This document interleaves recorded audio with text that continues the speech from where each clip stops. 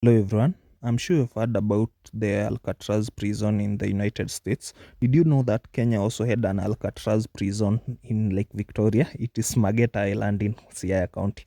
And this island was used to detain hardcore Mau Mau convicts and also other people who are fighting the Revolutionary Independence War.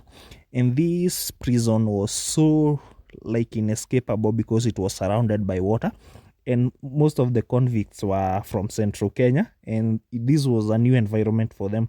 Most of them had never seen such a huge water body, and some of the detainees who were brought here were suspects that were involved in the murder of a chief.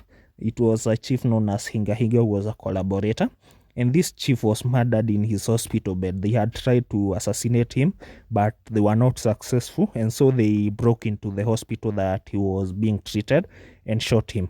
And so the British government was so pissed off, and the only punishment was to send them all the way to Mageta Island. And this prison was so inescapable that J.M. Karaoke once described it, because he was a detainee also in this prison. And it was a new environment for him. All he could see was water and also some blue mountains and also some blue hills on at a distance. It can also be compared as Robben Island that Nelson Mandela was detained. But what makes this unique is that, unlike Alcatraz, where only 3 prisoners escaped, in this island, 70 prisoners escaped. And you can ask yourself, how did they escape?